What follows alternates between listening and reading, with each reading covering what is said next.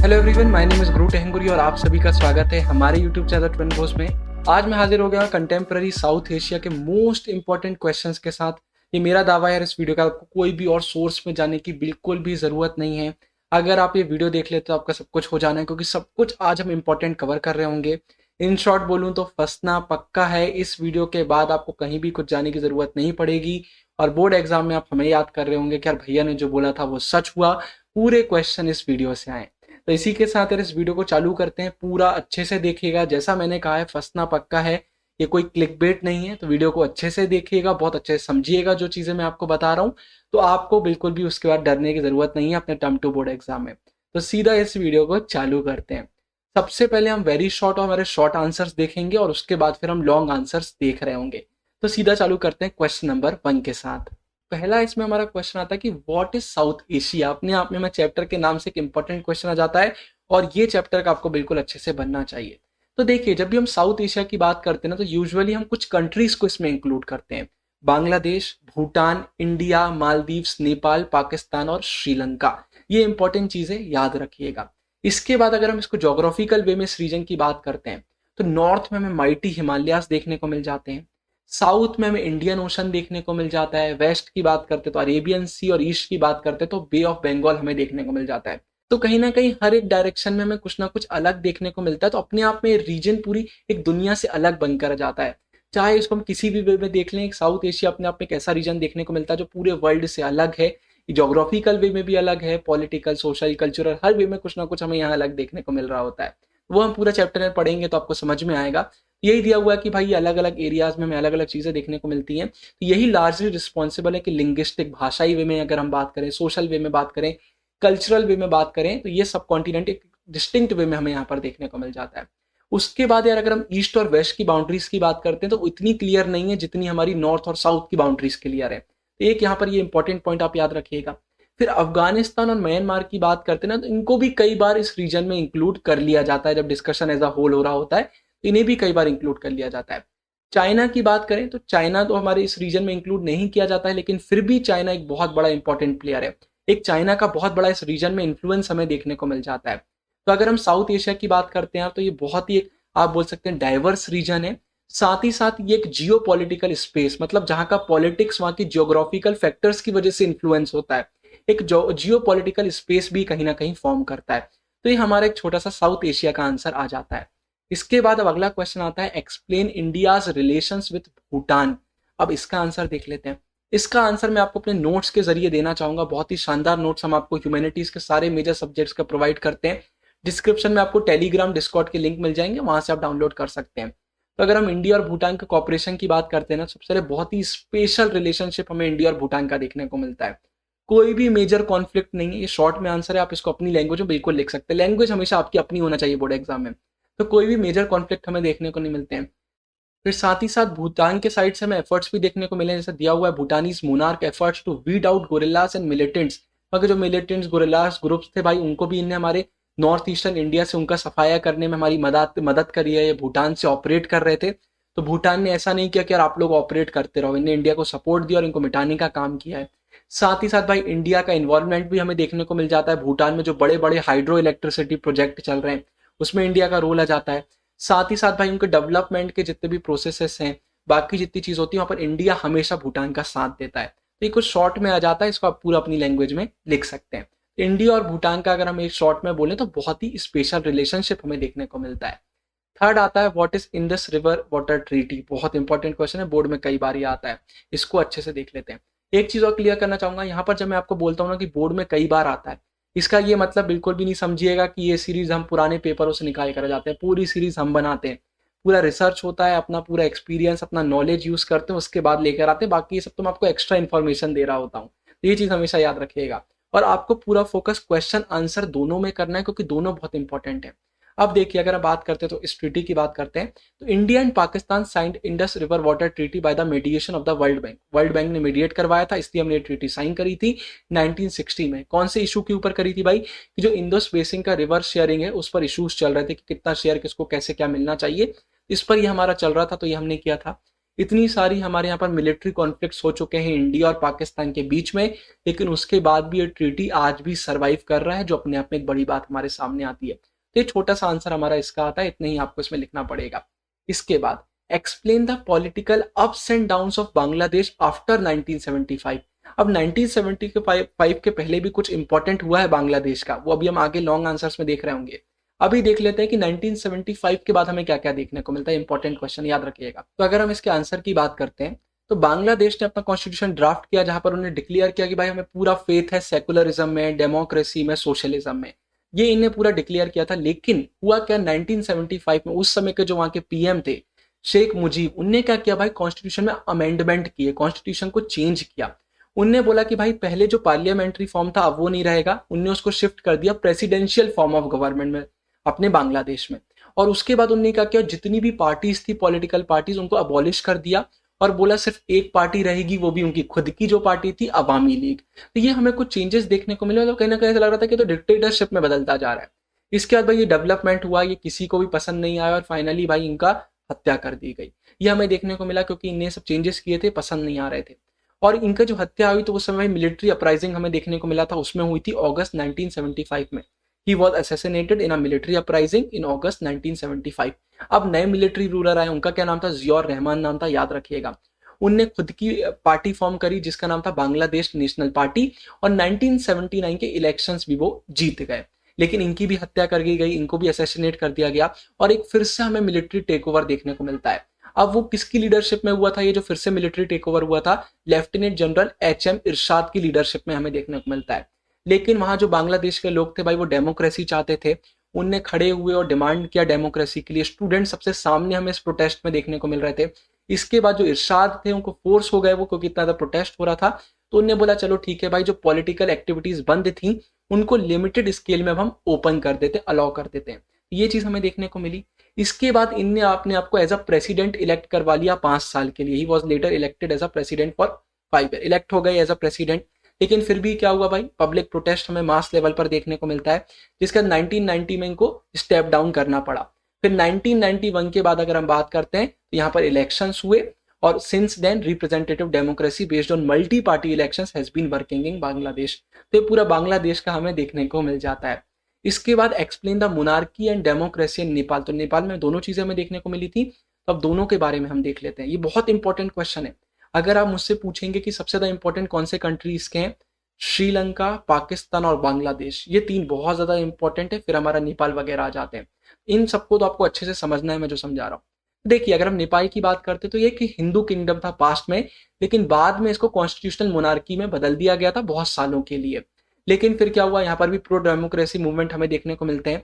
तो किंग ने भाई लोगों की डिमांड एक्सेप्ट करी और बोला कि एक न्यू डेमोक्रेटिक कॉन्स्टिट्यूशन बनाएंगे। तो 1990 में उन्हें चीज एक्सेप्ट करी थी। In the wake of strong pro democracy movement the king accepted the demand for a new democratic constitution in 1990। लेकिन इसके बाद क्या हुआ, जो डेमोक्रेट्स थे, माओइस्ट थे, हमने पूरे एक्सप्लेनेशन वीडियो में मैंने आपको सब कुछ समझाया हुआ है, और मोनार्किस्ट थे। तो भाई इन सबकी आइडियोलॉजी अलग रहती है, सबका अलग सोचना होता है, तो इनके बीच में कहीं ना कहीं कॉन्फ्लिक्ट्स हमें देखने को मिल रहे थे। इसके बाद क्या हुआ, पार्लियामेंट को अबॉलिश कर दिया गया और गवर्नमेंट को भी डिसमिस कर दिया गया 2002 में किंग के द्वारा। उन्होंने सब डिसमिस करते हैं क्योंकि कॉन्फ्लिक्ट हो रहे थे। लेकिन 2006 में फिर से प्रो डेमोक्रेटिक मूवमेंट हमें देखने को मिले, जिसके बाद किंग को भाई फोर्स होना पड़ा, किंग को मजबूरी आई, तो उन्हें फिर क्या किया, जो हाउस ऑफ रिप्रेजेंटेटिव्स थे उनको वापस से उन्हें रिस्टोर कर दिया। ये हमें देखने को मिला। इसके बाद भाई अगर नेपाल के ट्रांजिशन की हम बात करते तो डेमोक्रेसी की तरफ अब वो ऑलमोस्ट कंप्लीट हो चुका है। 2008 में नेपाल एक डेमोक्रेटिक रिपब्लिक बना, मोनार्की को इन्हें अबॉलिश कर दिया, और 2015 में एक न्यू कॉन्स्टिट्यूशन को अडॉप्ट कर लिया है। अगर आपकी एनसीईआरटी पुरानी है तो ये आपके मिसिंग होगा, तो वीडियो मैंने आपको सब कुछ बता दिया है। इसके बाद फिर अगला क्वेश्चन आता है, do the states of South Asia cooperate with each other और do they only keep fighting with each other. एक इंटरेस्टिंग क्वेश्चन आता है, कई बार थोड़ा सा ट्रिकी वे में भी क्वेश्चन पूछ लिए जाते हैं। इसका आंसर देख लेते हैं। तो देखिए, हाँ मानते हैं भाई जो हमारी साउथ एशियन कंट्रीज है उनमें बहुत सारे कॉन्फ्लिक्ट्स हमें देखने को मिल जाते हैं, बहुत सारे इश्यूज देखने को मिल जाते हैं, लेकिन फिर भी ये सारी कंट्री जानती हैं भाई कि कॉपरेशन और फ्रेंडली रिलेशनशिप की क्या वैल्यू है, और आपस में ये चीजें होल्ड करने का भी पूरा ट्राई करती हैं। जैसे इसका सीधा एग्जाम्पल सार्क कहा जाता है। सार्क के क्वेश्चन मैंने इसमें नहीं डाले हैं क्योंकि पुराने जो हमारा चैप्टर जिसकी फसना पक्का सीरीज आई है उसमें अब सार्क टॉपिक ऐड हो गया है, इससे उठकर उसमें चला गया है। तो उसमें सब कुछ मैंने आपको समझा दिया था, यहाँ पर सिर्फ मैंने थोड़ा सा डाल दिया और आपको अच्छे से आइडिया लगे।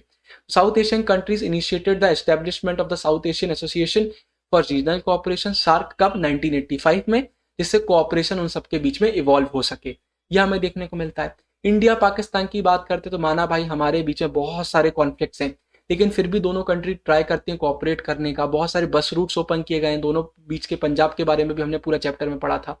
तो कुल मिला के कहीं ना कहीं इंडिया पाकिस्तान जो होगा ये भी कोऑपरेट करने का ट्राई करते हैं। तो ऐसा नहीं है, साउथ एशिया में कोऑपरेशन पर भी पूरा ध्यान दिया जाता है। और इसके बाद हमें ये भी देखने को मिलता है, तो रीजन तो अपना हो गया, लेकिन फिर भी जो बाहर की कंट्री हैं वो भी अपना इन्फ्लुएंस जमाई हुई हैं। इसमें सबसे बड़े दो नाम आते हैं, चाइना और यूएसए। ये बहुत की प्लेयर्स हमें साउथ एशियन पॉलिटिक्स में देखने को मिल जाते हैं। तो एक हमारा शॉर्ट आंसर ये पूरा आ जाता है। ऐसे क्वेश्चन बोर्ड में कई बार आ जाते हैं क्योंकि वो जानना चाहते हैं कि आपको चैप्टर का कितना नॉलेज है। इसके बाद भाई long answer type questions, short हमारे इतने ही आते हैं। मैं आपको पूरे दावे से बोल रहा हूँ, आप ये बिल्कुल भी मत सोचिएगा भैया सिर्फ इतने क्यों, ये फंसना पक्का है सीरीज है। ये कोई एक व्यूज के लिए सीरीज नहीं बना दी गई कि 1000 क्वेश्चन डाल दी भाई पढ़ते चलो। यही उससे पेपर आपको देखने को मिलने वाला है। क्वेश्चन थोड़े से चेंज हो सकते हैं, बीच से पूछा जा सकता है, हो सकता है लॉन्ग आंसर आपको शॉर्ट में कर दिया जाए, शॉर्ट का कोई लॉन्ग में कर दिया जाए, लेकिन पूरा पेपर आपका इसी से आएगा। अगर आप एक ऐसे स्टूडेंट हैं जिसको ऐसा लग रहा है भैया क्वेश्चन तो समझ आए लेकिन मुझसे आंसर फ्रेम करते नहीं बन रहे थे इस वीडियो में, मतलब आपको चैप्टर के रिवीजन की जरूरत है, तो डरने की कोई बात नहीं है। सारे चैप्टर का एनसीईआरटी का डिटेल्ड एक्सप्लेनेशन चैनल पर पहले ही आ चुका है, टेलीग्राम डिस्कॉर्ड पर पूरे नोट्स आ चुके हैं, घबराने वाली कोई बात है नहीं। इसके बाद भाई मैं इतना बोलना चाहूंगा, अगर वीडियो अभी आप देख रहे हैं तो लाइक और शेयर कर दीजिए। फ्लो में आप वीडियो पूरी देख लेते हैं और कभी कभी लाइक करना भूल जाते हैं तो वीडियो का रीच कम हो जाता है। और हमारी दिल से चाहत है यार कि वीडियो हर एक बच्चे तक पहुंचे, क्योंकि हम फंसना पक्का में बहुत मेहनत कर रहे हैं और हम चाहते हैं कि हर एक बच्चा इसका बेनिफिट उठा पाए। तो लाइक और शेयर अपने किसी भी ग्रुप, किसी भी दोस्त को जरूर कीजिएगा। अब देख लेते हैं भाई, तो देखिए the various countries in south Asia do not have the same kind of political system explain. भाई सीधी बात है, ऐसा तो हमें देखने को नहीं मिला इस चैप्टर में कहीं पर भी कि हर एक कंट्री में सेम सिस्टम देखने को मिल रहा है। तो इस पर थोड़ा सा हम देख लेते हैं।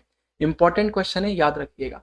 पॉइंट आप अपने हिसाब से चेंज कर सकते हैं, अगर आपको लगता है कि यार ये पॉइंट के लिए मैं बुक का दूसरा पॉइंट लिख सकता हूँ वो भी कर सकते हैं। हमारा काम आपको अच्छे आंसर क्वेश्चन प्रोवाइड करना है, लेकिन आप अपनी लैंग्वेज में बिल्कुल लिख सकते हैं, कोई प्रॉब्लम नहीं है।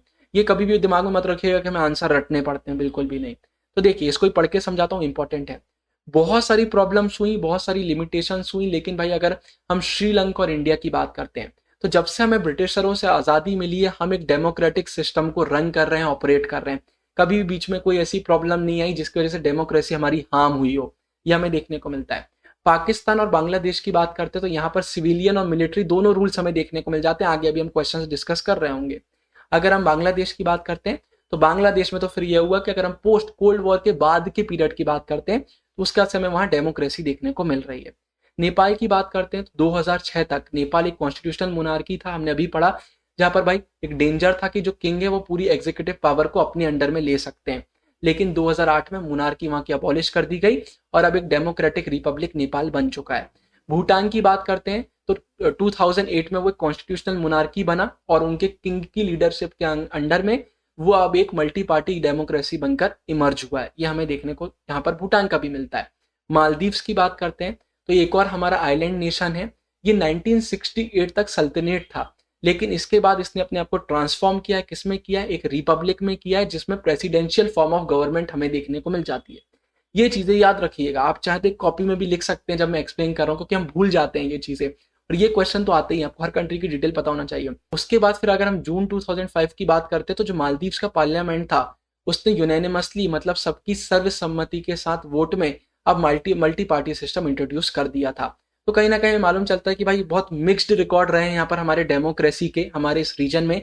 लेकिन यहाँ के जितने भी लोग हैं, जितने भी लोगों की चाहत है यहाँ के रीजन में, वो सब डेमोक्रेसी दिल से चाहते हैं। तो कहीं ना कहीं हमें इस रीजन में डेमोक्रेसी का अलग देखने को मिल जाता है। बहुत इंपॉर्टेंट क्वेश्चन, याद रखिए, सारे ही क्वेश्चन वैसे इंपॉर्टेंट हैं। अब पाकिस्तान याद रखिए, बोर्ड में अगर सबसे ज्यादा कोई क्वेश्चन पूछा था, मैंने आपको बता दिया, पाकिस्तान, श्रीलंका और बांग्लादेश। पाकिस्तान एक बहुत इंपॉर्टेंट आता है। तो पहले पाकिस्तान मिलिट्री और डेमोक्रेसी की हम बात कर लेते हैं। अब सुनिए, ये आंसर एक ऐसा है जो बहुत सारे बच्चे भूल जाते हैं क्योंकि यहाँ पर नाम बहुत बार आते हैं। इसलिए इस आंसर को मैं स्पेशली आपके लिए रीड कर करके समझाऊंगा, या तो कॉपी में लिख लीजिए या नोट से बाद में बिल्कुल एक बार फिर से पढ़िएगा, आपको ये क्वेश्चन बार बार देखना पड़ेगा। Pakistan, after Pakistan framed it's first constitution, ठीक है, जब फर्स्ट कॉन्स्टिट्यूशन पाकिस्तान ने फ्रेम किया तो जनरल आयूब खान जो थे उनने एडमिनिस्ट्रेशन पे अपना कंट्रोल जमाया और साथ ही साथ अपने आप को फिर इलेक्ट भी करवा लिया। ठीक है, general Ayub Khan took over the administration of the country and soon got himself elected. इसके बाद फिर हमें देखने को मिला कि लोगों को उनका रूल बिल्कुल पसंद नहीं आ रहा था, जिसके कारण उनको अपना ऑफिस त्यागना पड़ा। He had to give up office when there was a popular dissatisfaction against his rule. ये हमें देखने को मिलता है। तो जब लोगों को उनका रूल पसंद नहीं आ रहा था ना, तो यहाँ पर एक नया रास्ता खुला फिर से एक मिलिट्री के टेक ओवर का। अब वो किसने किया? वो हुआ जनरल याह्या खान के अंडर में। नाम दूसरा भी याद रखिएगा। अगर हम याह्या के मिलिट्री रूल की बात करते हैं तो इसी समय पाकिस्तान को बांग्लादेश क्राइसिस फेस करने पड़े थे, आगे अभी हम पढ़ेंगे।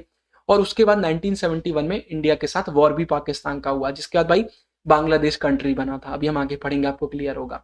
इसके बाद यहाँ पर एक इलेक्टेड गवर्नमेंट आई, किसकी लीडरशिप में आई? जुल्फिकर अली भुट्टो की उसमें लीडरशिप में आई। ठीक है, याद रखिएगा। ये पावर में रही पाकिस्तान में 1971 से 1977 तक। इसके बाद इस गवर्नमेंट को रिमूव करा दिया गया जनरल जिया उल हक के द्वारा 1977 में। एक और नाम आया, याद रखिएगा। अगर जनरल जिया की बात करते तो इनको भी भाई प्रो डेमोक्रेसी मूवमेंट फेस करने पड़े 1982 के ऑनवर्ड से। और उसके बाद हमें देखने को मिलता है कि इलेक्टेड डेमोक्रेटिक गवर्नमेंट वहां पर एस्टेब्लिश हुई वंस अगेन, कब? 1988 में।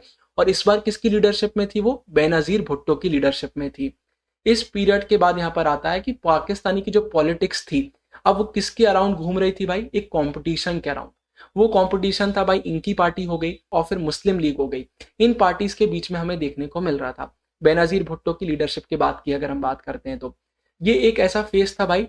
This phase of elective democracy lasted till 1999 तक ये चलता रहा। मतलब हमें एक डेमोक्रेसी यहाँ पर देखने को मिलती है। लेकिन इसके बाद फिर क्या हुआ? आर्मी फिर से अंदर आ गई। और आर्मी इस बार किसको आई थी भाई? कौन जनरल थे इस बार? परवेज मुशर्रफ, नाम याद रखिएगा। और इनने किसको रिमूव किया? उस समय के जो पीएम थे नवाज शरीफ, आप सबने नाम सुना होगा, उनको रिमूव कर दिया। इसके बाद 2001 में जनरल मुशर्रफ ने अपने आप को इलेक्ट करवाया एज अ प्रेसिडेंट। उसके बाद पाकिस्तान को आर्मी ही रूल कर रहा था। लेकिन आर्मी वाले क्या करते थे? बीच बीच में इलेक्शंस करवाते रहते थे, जिससे एक ऐसा इमेज जाए कि भाई डेमोक्रेसी यहाँ पर चल रहा है, तो उसके लिए करते थे। फिर अगर हम 2008 के बाद की बात करते हैं तो वहां पर फिर हमें इलेक्शंस देखने को मिलते हैं, डेमोक्रेसी का जैसा चलता है वैसा देखने को मिलता है। तो ये पूरा पाकिस्तान का आता है। पॉज करके स्क्रीनशॉट ले लीजिए, बुक से पढ़ लीजिए, नोट से कर लीजिए, लेकिन इसको रिवाइज बार बार करिएगा। बहुत इंपॉर्टेंट क्वेश्चन है, बोर्ड में लॉन्ग आंसर्स में बहुत बार आता है और उस समय हमारे दिमाग से निकल चुका होता है, तो ये याद रखिएगा। इसके बाद several factors have contributed to Pakistan's failure in building a stable democracy explain। सही बात है, क्यों यहाँ पर नहीं आ पाई एक स्टेबल डेमोक्रेसी, इसके बारे में देख लेते हैं। तो ये रीजन यह है कि यहाँ पर ना कुछ लोगों का डोमिनेंस हमें बहुत ज्यादा देखने को मिलता है सोशल लेवल पर। मिलिट्री हो गया, यहाँ का क्लर्जी हो गया, लैंड ओनिंग एरिस्टोक्रेसी हो गया, बहुत अमीर लोग जो यहाँ के हो जाते हैं, जो पावर होल्ड कर रहे हैं, इन सब का कहीं ना कहीं ना हमें एक सोशल डोमिनेंस देखने को मिलता है। जो इंडिया में आप एक समय बोल सकते हैं ब्रिटिशर्स के समय में देखने को मिलता था, ये उनको इंडिपेंडेंस के बाद भी वहां कहीं ना कहीं हमें देखने को मिला। जिसके कारण यहाँ क्या होता था कि जो इलेक्टेड गवर्नमेंट है उसको ओवरथ्रो कर दिया जाता था और मिलिट्री अपना रूल यहाँ पर ले आती थी। साथ ही साथ जो पाकिस्तान के इंडिया के साथ कॉन्फ्लिक्ट है ना, तो जो प्रो मिलिट्री ग्रुप है उसके बाद और ज्यादा पावरफुल हो गए। क्यों हो गए हैं? क्योंकि यहाँ बोला जाता है कि भाई यहाँ के जो पॉलिटिकल पार्टीज हैं वो पार्टीज इतने अच्छे से काम नहीं करती हैं, पाकिस्तान की डेमोक्रेसी में ही फ्लॉ हमें देखने को मिल जाते हैं। अगर यहाँ पर कोई पार्टी की गवर्नमेंट बन जाती है तो यहाँ नहीं चल पाएगी, बड़ी प्रॉब्लम होगी। कुल मिला के पूरा बोल दिया जाता है कि ये पाकिस्तान का जो है यहाँ पर गवर्नमेंट के लिए तो है ही नहीं, यहाँ पर मिलिट्री को अपना रूल रखना होगा। ये चीज यहाँ पर बोल दी जाती है। तो यही सब यहाँ पर बोल दिया जाता है कि भाई आर्मी रहेगी तो सब सही है, पार्टी वगैरह तो पूरा पाकिस्तान को बर्बाद कर देंगी। यही तो हमें देखने को मिलता है। While democracy has not been fully successful in Pakistan, माना कि डेमोक्रेसी बहुत अच्छे सक्सेसफुल नहीं हो पाई है, लेकिन फिर भी हमें यहाँ पर स्ट्रॉन्ग प्रो डेमोक्रेसी सेंटीमेंट्स देखने को मिल जाते हैं पूरी कंट्री में। साथ ही साथ अगर हम पाकिस्तान की बात करते हैं तो यहाँ की जो प्रेस है बहुत करेजियस है और बहुत फ्री भी है। साथ ही साथ स्ट्रॉन्ग ह्यूमन राइट्स मूवमेंट भी हमें देखने को मिलते हैं। मतलब डेमोक्रेसी भले ही थोड़ी ऊपर नीचे होती रही है, लेकिन ये चीजें वहां पर है। लेकिन मेन यहाँ पर इंटरनेशनल सपोर्ट की एक कमी कहीं ना कहीं देखने को मिलती है डेमोक्रेसी के लिए पाकिस्तान में, जिस कारण से यहाँ पर मिलिट्री का हमें कंटिन्यूस एक डोमिनेंस देखने को मिलता है। इसको सिंपल भाषा में आपको बताऊं तो क्या है, देखिए मिलिट्री है ना, तो कहीं ना कहीं जो हमारे वेस्टर्न कंट्रीज है वो अपना फायदा देख रहे होते हैं कि वो कैसे उनसे कनेक्शन बना के अपना काम निकलवा पाए, कैसे अपनी आपकी इकोनॉमी वगैरह हो गया पॉलिटिक्स स्ट्रॉन्ग कर पाए। तो इन लोग यहाँ पर क्या बोलते हैं, ग्लोबल इस्लामिक टेररिज्म के नाम पर ये बोल देते हैं कि अगर यहाँ पर पाकिस्तान की कोई गवर्नमेंट वगैरह आ जाती है और मिलिट्री को हम हटा देते हैं तो हो सकता है भाई टेररिस्ट लोगों के हाथ में ये न्यूक्लियर वेपन्स लग जाएं, बड़े बड़े वेपन्स लग जाएं, हो सकता है कि पाकिस्तान के कारण पूरी दुनिया को सफर करना पड़े। इसलिए बोल देते हैं कि यहाँ पर जो मिलिट्री है वो काम अपना अच्छे से करेगी। अगर मिलिट्री पावर में है तो पूरी दुनिया सेफ है। कहीं ना कहीं वेस्टर्न कंट्रीज के अपने भी इसमें प्रॉफिट रहते हैं। ये चीजों के कारण भाई पाकिस्तान में हमें देखने को मिलता है कि स्टेबल डेमोक्रेसी कभी रह ही नहीं पाई। ये कुछ रीजन आ जाते हैं। इसके बाद अब आ गया भाई वही क्वेश्चन जो मैंने कहा था, how Bangladesh was formed as an independent country, बहुत इंपॉर्टेंट है। तो हुआ क्या भाई, 1947 से लेकर 1971 तक बांग्लादेश पाकिस्तान का पार्ट था, हमने चैप्टर में सब पढ़ा है, वेस्ट पाकिस्तान और ईस्ट पाकिस्तान। लेकिन जो ये हमारे बांग्लादेश वाले रीजन के जो लोग थे ना, इनका कहना था कि जो वेस्टर्न पाकिस्तान है वो हमें अच्छे से नहीं रखता, अपना डोमिनेशन हमारे ऊपर रखता है और उर्दू लैंग्वेज हम पर वो इम्पोज करते जा रहे हैं। पार्टीशन के बाद फिर उनका ये प्रोटेस्ट भी आया कि हमको बहुत अनफेयर ट्रीटमेंट मिल रहा है, हमारे कल्चर, हमारी बंगाली कल्चर और लैंग्वेज को दबाया जा रहा है, और कहीं ना कहीं एडमिनिस्ट्रेशन में भी हमारा कोई फेयर रिप्रेजेंटेशन नहीं है, पॉलिटिकल पावर में भी कोई फेयर शेयर हमें देखने को नहीं मिलता है। तो बांग्लादेश वाले रीजन जो हमारा मतलब आप बोल सकते हैं ईस्ट पाकिस्तान वाला रीजन है, वो परेशान चल रहा था। उसके बाद शेख मुजीबुर रहमान, अभी हमने पीछे भी इनका नाम पढ़ा, उन्हें एक पॉपुलर स्ट्रगल को लीड किया और साथ साथ बोला कि भाई हमें ऑटोनॉमी चाहिए, उन्हें डिमांड करी अपनी ईस्टर्न रीजन में। 1970 में जो हमारे वहां पर इलेक्शन हुए तो हमें देखने को मिला कि अवामी लीग, जिसको शेख मुजीबी लीड कर रहे थे, उन्हें ईस्ट पाकिस्तान में पूरी सीट्स जीत ली। साथ ही साथ जो भाई कॉन्स्टिट्यूएंट असेंबली प्रपोज करी गई थी पूरे पाकिस्तान में, दोनों जो पाकिस्तान के एरिया थे उसमें भी मेजोरिटी लेकर आ गए। तो कहीं ना कहीं हमें ये चीज देखने को मिली। लेकिन फिर क्या हुआ, जो गवर्नमेंट थी ना, जिसको वेस्ट पाकिस्तान के लीडर्स डोमिनेट करते थे, उन्हें रिफ्यूज कर दिया। उन्होंने नहीं, इन असेंबली का हम पार्टी नहीं बनेंगे, हम आपके साथ ही नहीं आएंगे। और साथ ही साथ शेख मुजीबुर को भी उन्हें अरेस्ट कर लिया। ये चीज हमें देखने को मिली। फिर अगर हम मिलिट्री रूल की बात करते हैं, जो जनरल याह्या खान के अंडर में थी, अभी हमने देखा उनने क्या किया कि जो बंगाली के लोग थे जो मास मूवमेंट कर रहे थे ना, उसको भी सप्रेस करने का ट्राई किया पाकिस्तानी आर्मी द्वारा की मदद लेकर। कुल मिला के बहुत आप ये बोल सकते हो कि जो हमारा ईस्ट वाला रीजन है उसको इन लोग सही से उनकी वैल्यू नहीं दे रहे थे, उनको ऑप्रेस कर रहे थे। उन लोग अगर मूवमेंट करते थे तो उनका मुंह चुप करवा दिया जाता था। तो ये हमें देखने को मिला। बहुत सारे लोगों को मार दिया गया पाकिस्तानी आर्मी द्वारा, जिसके कारण क्या हुआ, एक लार्ज स्केल माइग्रेशन इंडिया की तरफ हमें देखने को मिला।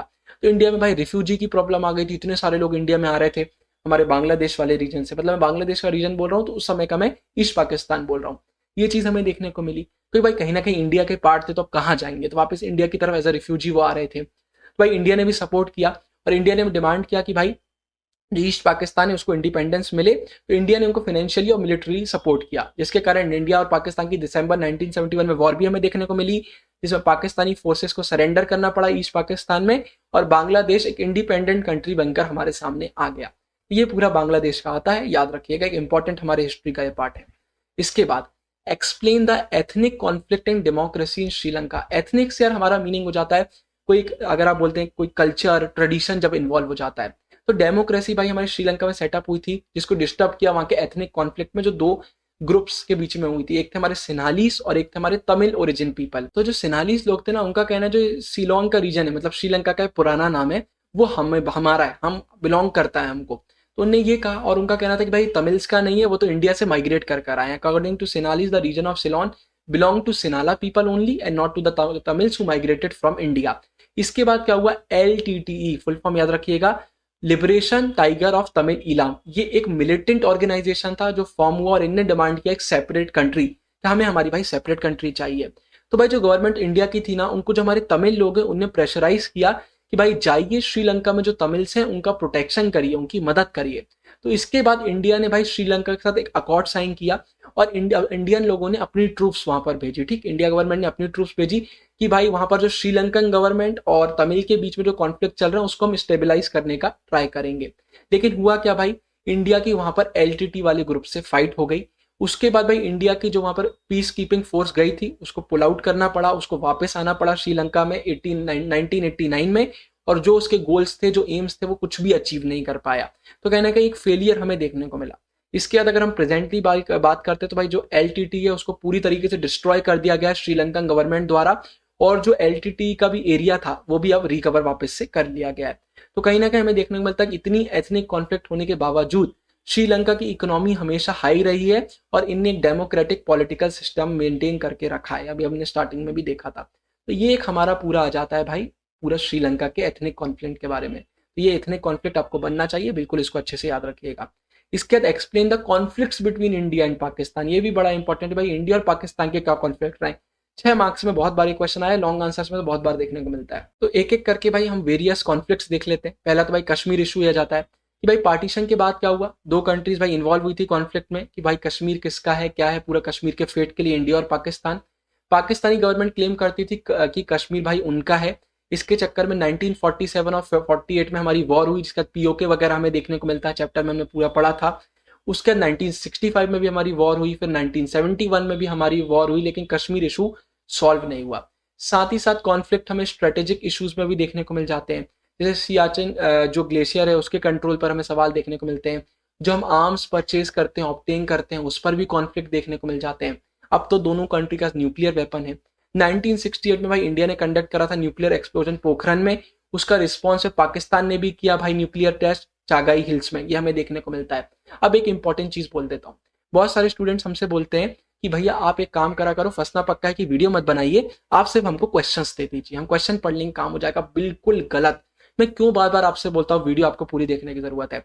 अब हो सकता है ये क्वेश्चन आई ना, क्वेश्चन आपको सबसे वेरी शॉर्ट में आ जाए कि भाई इंडिया और पाकिस्तान के बारे में, न्यूक्लियर वेपन के बारे में आप बता दीजिए आपको क्या पता है। तो भाई वो आया तो इसी क्वेश्चन से ना। सीबीएसई वाले यही करते हैं, आपको यही आंसर देखने को मिलेंगे, यही पॉइंट्स देखने को मिलेंगे, लेकिन हो सकता है वो एक क्वेश्चन को 2 पीसेस में डिवाइड करते हैं, हो सकता है क्वेश्चन को थोड़ा सा ट्रिकी वे में लिख दें, इसलिए एक्सप्लेनेशन बहुत अच्छे से देखिए, क्योंकि ये सब चीज फंसना पक्का है सीरीज का पार्ट है। वो क्वेश्चन थोड़ा बहुत तो ट्रिकी कर देते हैं, तो ठीक हमें ये चीज देखने को मिलती है। इसके बाद हमें देखने को मिलता है कि इंडिया गवर्नमेंट पाकिस्तान को ब्लेम भी करती है कि भाई आप कश्मीर मिलिटेंट्स को वेपन्स प्रोवाइड करते हैं, मनी करते हैं, प्रोटेक्शन देते हैं उनको, जिसमें वो टेररिस्ट स्ट्राइक्स इंडिया के अगेंस्ट कर सकें, तो इंडिया ने उनको ये ब्लेम किया है। और भाई हमारा इंडिया ये भी बिलीव करता है कि जो प्रो खालिस्तानी मिलिटेंट्स थे, जिनके पास आर्म्स और एम्यूनेशन था ड्यूरिंग 1985 टू 1995, उनको भी पाकिस्तान ने मदद किया था। Pakistan aided pro Khalistani militants with arms and ammunition during 1985 to 1995। फिर इसके बाद इंडिया का ये भी कहना है कि पाकिस्तान की जो स्पाई एजेंसी ISI वो भी इन्वॉल्व है, जो हमें नॉर्थ ईस्ट में हमें देखने को मिल जाते हैं ना, बहुत एंटी इंडिया कैंपेन्स देखने को मिल जाते हैं, उसमें भाई इनका बहुत बड़ा इन्वॉल्वमेंट है और ये सीक्रेटली ऑपरेट कर रही है बांग्लादेश और नेपाल के थ्रू। तो ये हमें कुछ डिफरेंसेस देखने को मिलते हैं। फिर शेयरिंग ऑफ रिवर वाटर हमने देखा, इंडस वाटर ट्रीटी हमने देखा, वो भी हमें चीजें देखने को मिल जाती हैं। फिर 2 countries are not in agreement over the demarcation line in the Sir Creek, तो जो वो बॉर्डर रिलेटेड इश्यूज भी देखने को मिल जाते हैं रन ऑफ कच्छ में। तो ये कुछ मैं आपको बता सकता हूँ कि ये सारे कॉन्फ्लिक्ट्स हमें देखने को मिल जाते हैं। बहुत इंपॉर्टेंट क्वेश्चन है कि इंडिया पाकिस्तान के किस तरीके के कॉन्फ्लिक्ट्स देखने को मिलते हैं, तो आप बिल्कुल याद रखिएगा, एक इंपॉर्टेंट क्वेश्चन आता है। इसके बाद अब एक आखिरी और बहुत इंपॉर्टेंट क्वेश्चन, अब यहाँ क्वेश्चन नहीं कुछ मैं आपको बताना चाहता हूँ। भाई मैंने अभी आपको स्टार्टिंग में क्वेश्चन दिया था कि इंडिया और भूटान के बारे में बताइए, राइट, इंडिया भूटान का एक्सप्लेनेशन, लेकिन बोर्ड में अलग अलग रिलेशन पूछ लिए जाते हैं, और ऐसा नहीं है कि कोई एक ही पूछा जाता है, वो हर बार चेंज कर देते हैं। हो सकता है इंडिया का नेपाल, इंडिया का श्रीलंका, इंडिया का भूटान, मालदीव, बांग्लादेश, किसी से भी पूछ लें। मैंने आपको इंपॉर्टेंट बता दिए, बांग्लादेश, पाकिस्तान, श्रीलंका बहुत इंपॉर्टेंट है, उसके बाद नेपाल एक इंपॉर्टेंट आता है। तो ये सारे रिलेशन आपको बनना चाहिए। सीबीएसई क्या करता है, पिछले साल पाकिस्तान दिया तो हो सकता है इस बार आपको नेपाल दे दे, बांग्लादेश दे दे, कुछ भी दे दे। तो इसमें ऐसा मत बोलिए कि भैया इनमें से कौन सा इंपॉर्टेंट है। इंपॉर्टेंट मैंने आपको बता दिया, लेकिन ये सारे आपसे बनना चाहिए। तो मैं इस वीडियो में नहीं डाल रहा हूं क्योंकि वीडियो बड़ा हो जाएगा, और वो सेम एक्सप्लेनेशन मैंने आपको एक्सप्लेनेशन वाली वीडियोस में दिया है, तो 2 वीडियो में सेम एक्सप्लेनेशन का कोई मतलब है नहीं। तो एक्सप्लेनेशन वीडियोस आप देख लीजिएगा, या फिर आपको एक सिंपल काम बता देता हूं, आप हमारे नोट्स फॉलो कर लीजिएगा, टेलीग्राम डिस्कॉर्ड पर मिल जाएंगे। देखिए बिल्कुल टॉपर्स नोट से, देखिए कितने अच्छे तरीके से यहाँ पर सब कुछ दिया हुआ है, India Nepal, India Sri Lanka, India Bhutan, India Maldives, सब आपको देखने को मिल जाएगा। तो नोट्स में आपको एकदम पूरा एनसीईआरटी कवर किया गया है, तो नोट्स भी आप फॉलो कर सकते हैं। तो ये पूरा हमारा फंसना पक्का है सीरीज का आता है। अब कुछ सेल्फ असेसमेंट क्वेश्चंस आपके लिए मैं दे देता हूँ। तो टोटल 9 क्वेश्चंस मैंने दिए हैं, इनको आप खुद से सॉल्व करने का ट्राई करिएगा। कोई भी दिक्कत अगर आपको आए तो आप डिस्कॉर्ड टेलीग्राम कॉमेंट में हमसे पूछ सकते हैं। पूरा पेपर आपको फंसना पक्का सीरीज से ही देखने मिलने वाला है, जिसको लाइटली बिल्कुल भी मत लीजिएगा। इसी वीडियो में इतना ही आता है, तो इन शॉर्ट बोलें तो फंसना पक्का है। वीडियो पसंद आई हो तो लाइक, शेयर, सब्सक्राइब सब कुछ कर दीजिएगा। कमेंट में आप सजेशन दे सकते हैं, कोई डाउट हो तो वो पूछ सकते हैं। बाकी मैं तो मिलता रहूंगा आने वाली बहुत सारी वीडियोस में। अभी के लिए साइनिंग ऑफ, गुरु टेंगरिया।